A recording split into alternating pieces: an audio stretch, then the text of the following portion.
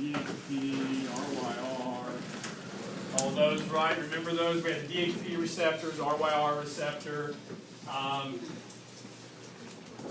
All of the calcium was from SR in skeletal muscle cells. In smooth,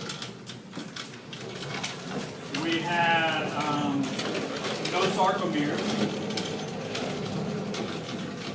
As a result, we didn't have that troponin, tropomyosin regulation. Rather, we had that calmodulin, MLCK signal transduction kind of process that was happening to result in contraction. Right? Does that make sense? Remember all that?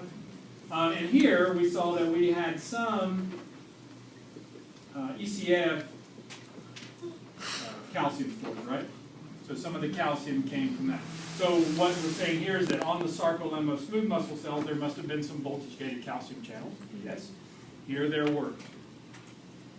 Here there's no sarcomeres. Here there are. There. Now let's look at cardiac. Cardiac muscle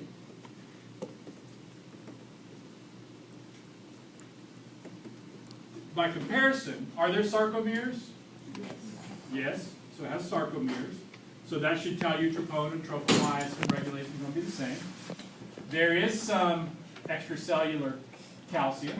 So that means that there must be voltage-gated calcium channels on the sarcolemma of cardiac muscle cells. Right. Skeletal muscle.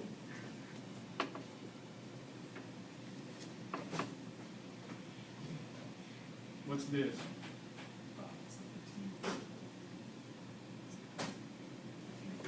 Force, time. Nope. If you kept stimulating a skeletal muscle cell, it would reach tetany. And because if you reach tetany, you would go to fatigue. There. Now, for reasons we don't need to really get at, smooth muscle is actually fatigue resistant. So it doesn't fatigue. That's because the contraction is actually really slow and the relaxation is really slow. Here, the twitch is pretty quick, but because we can do summation and tetany, these cells will fatigue and fail. Does that make sense? Cardiac muscle, if you had to guess, should it be fatigue resistant like smooth muscle or fatigue prone like skeletal?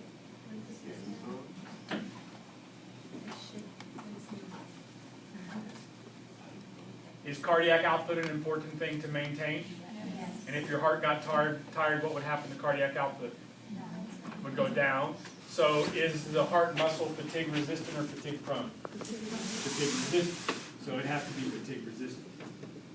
So we need to think about this excitation-contraction coupling now in the light of what is the role of the extracellular calcium. It can't really all just be for contraction because it has the troponin tropomyosin capability like this. It's got large calcium stores for sarcoplasmic reticulum. Maybe it serves some other function. And in fact, one of the functions of this source of extracellular calcium we're going to see is that helps us prevent fatigue. So just the addition of some calcium to the cytoplasm, for reasons that will become really clear here in a minute, prevent fatigue. So actually what it does is it prevents summation. And if you prevent summation, can you get tetany? No. And if you don't get tetany, can you get fatigue? No. So if you always make a muscle contract and relax, like that, like that, like that, like that, it will never, ever fatigue. Because we let it contract and relax, contract, relax, contract, relax. That's kind of like what the heart does, right? Contracts, relax, contracts and relaxes.